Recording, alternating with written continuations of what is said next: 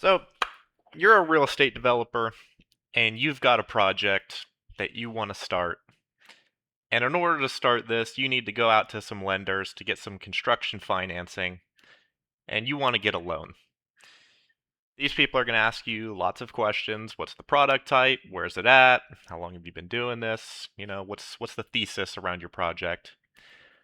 When it really comes down to crunching numbers though, they're going to want to ask you one question, and that is what's the sources and uses?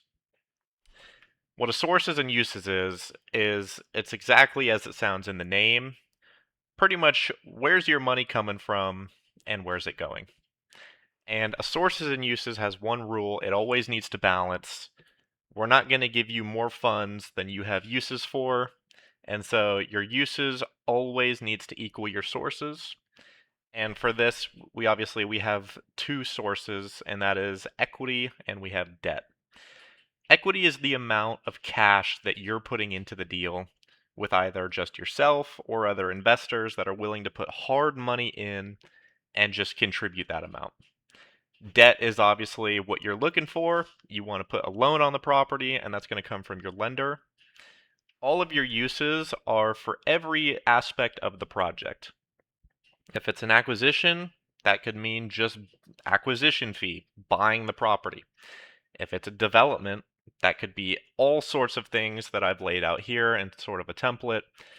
Maybe you have land, there's soft costs, hard costs, and in either case, you're going to need to account for financing costs that are going to come from seeking a lender and even seeking equity in other cases.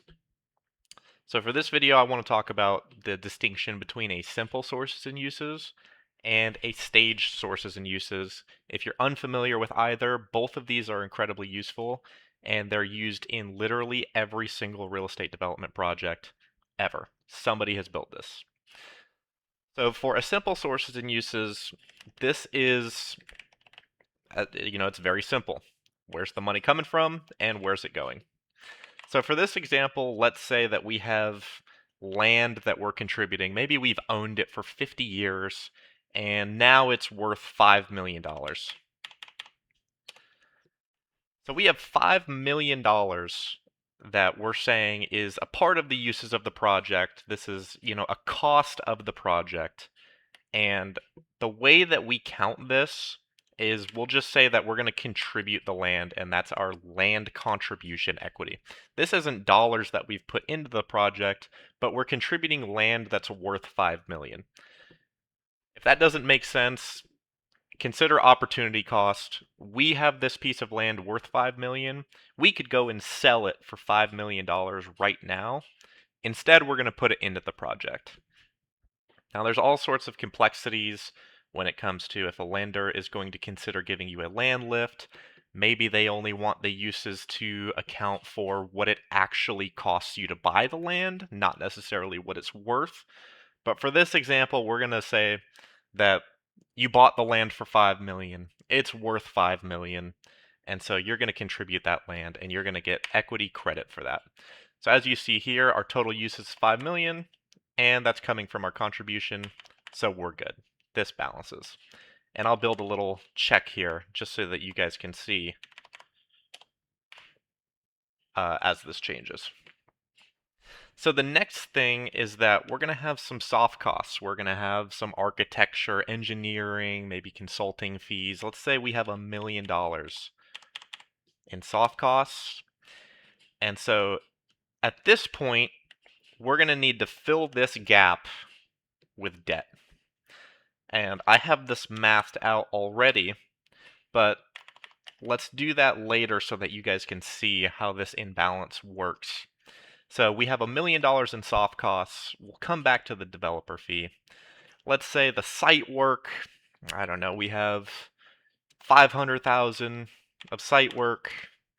We have 100,000 of grading.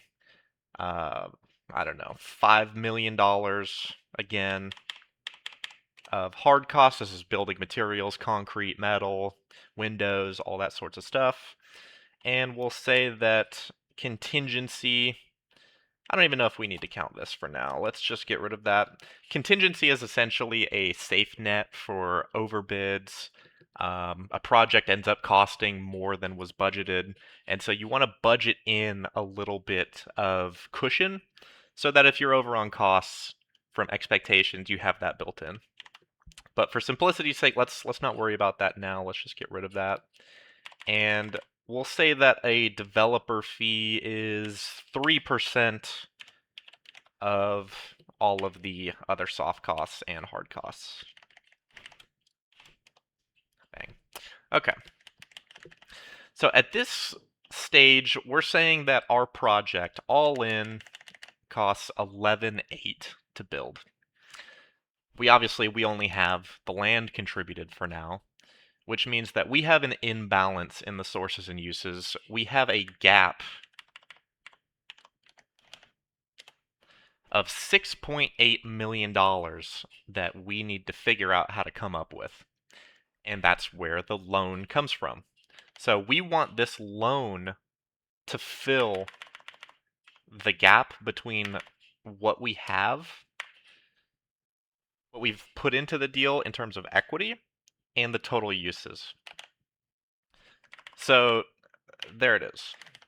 Now this debt, however, doesn't come for free. A lender is going to charge you different sorts of fees. So you're going to have origination fees, financing fees.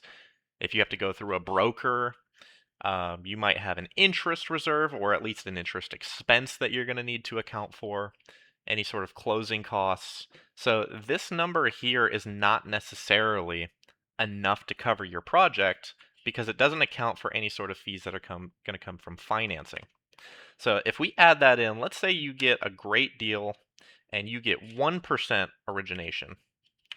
That's typically going to be 2% for a construction lender, but let's just say you get a great deal, you get 1%. All right. And this is a bit circular, so pardon the pause. When we add in a loan amount, we're going to have to charge a fee based on that loan amount, but because our loan amount floats with the uses, it's iterative. So the higher our loan, the higher our fee, the higher the loan has to be. Excel is able to handle this with iterations, but that's essentially some circularity that needs to be accounted for. So let's say also in this case, the financing fee, we had to go through a broker, and the broker is going to want to take 1%. So now we have this. And let's say our closing costs are $40,000. That's also a cost. Well, now we have something called an interest reserve. In construction, we typically believe that a property is not producing income, and for you to put a loan to construct that property, you're likely not going to have the cash on hand that it takes to pay the interest on such a large loan month to month. And so a lender will bake in the interest and capitalize it into the loan that you just repay at the end. So it's essentially the way that the math works out is we calculate the interest expense on the loan that you need over however long that duration is. Say it's $1 million. We now add that on top of your loan. That is also a little bit iterative with the interest calculation, but you essentially get lent the money to pay interest on your loan. So if you need 7 million and you'd pay $1 million in interest, we're going to add that on top, and now your loan is 8 million.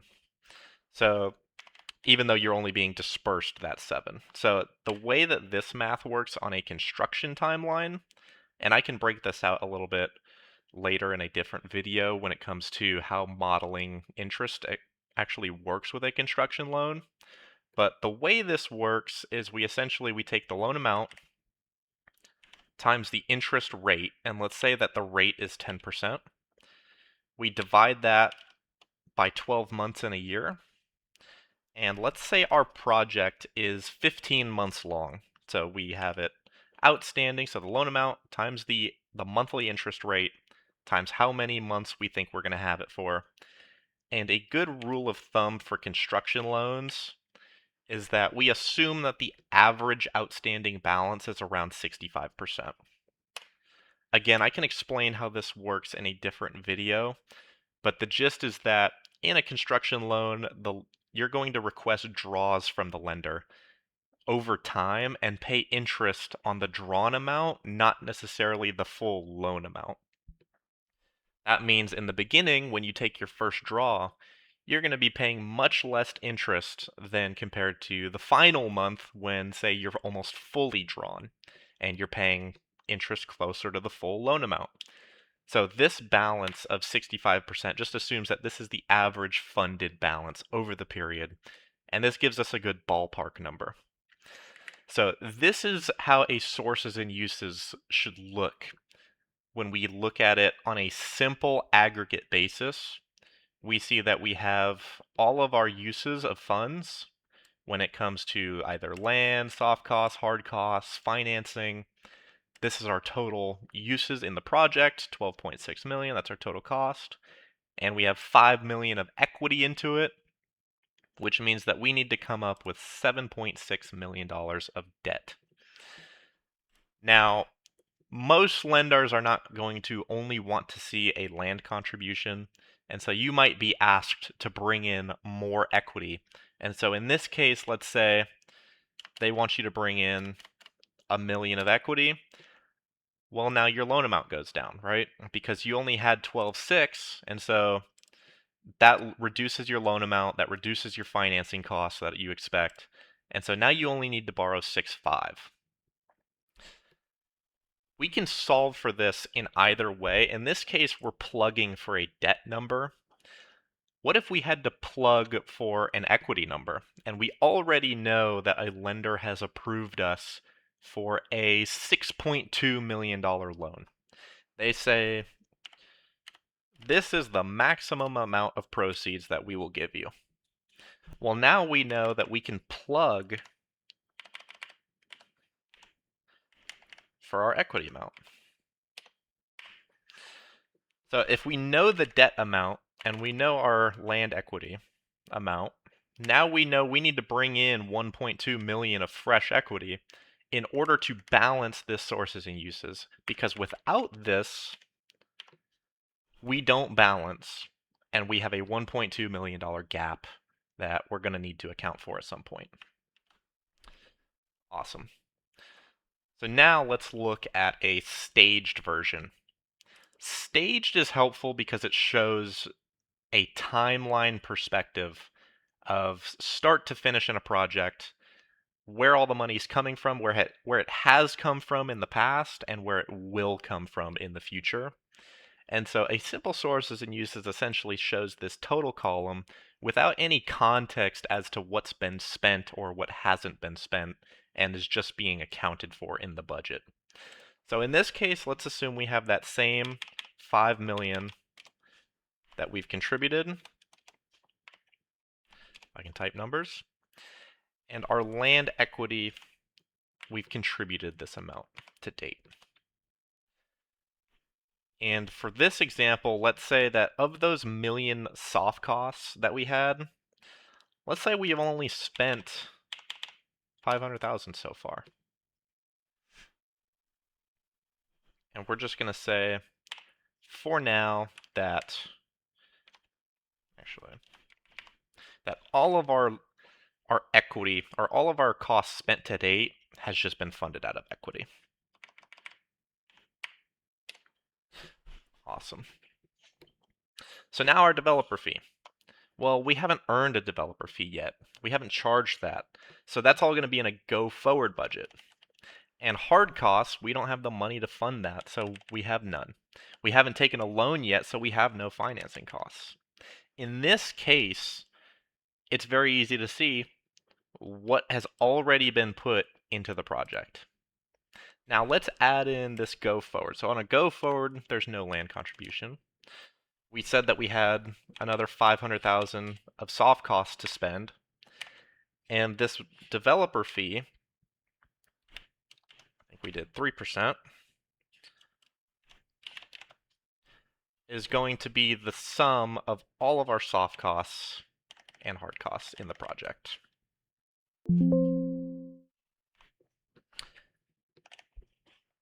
And so now when it comes to site work, I'm just going to copy these values over. And let's get rid of this contingency for now, just for simplicity's sake. Now we have go forward costs that we were accounting for in this simple scenario, but now it's so much easier to see the breakout of what's actually been put into the project versus what we're just accounting for and need to solve for. So on the origination front, let's do the same thing. We have 1% times our loan amount, and the same thing for broker fee. And our interest reserve,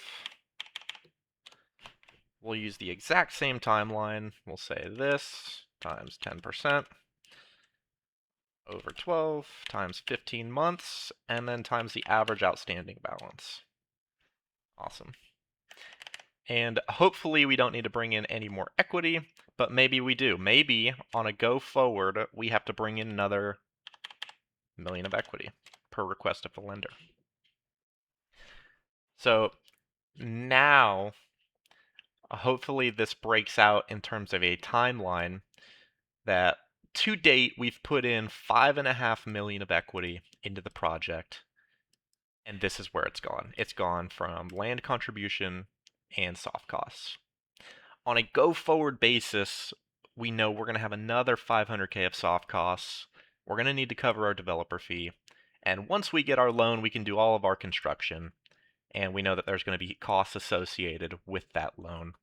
And so on a go forward basis, we're assuming another $7 million of costs that we need to account for. And how are we going to do that? Well, we're going to put in another million of equity, and we're going to take a loan for the remaining amount. And so what you get on a consolidated basis is this is summing up everything that's been spent to date and everything that's on a go forward, which gives you your total. And so on a consolidated basis, this is essentially this final line. This is what you would see when somebody says, what's the sources and uses of the project? Well, you could just give them this. This is just the total. This is everything that has been spent, will be spent. This accounts for it, and this is great. But when you want to look at it in more detail to see what's actually been put in, say a lender wants to see what's been contributed to date, you can show them on a to-date basis, on a go-forward basis, and a consolidated basis. And so there you have it. This is how a sources and uses works. This is how a staged sources and uses works. So now you can be familiar with one of the most important financial tools when it comes to planning for a development project.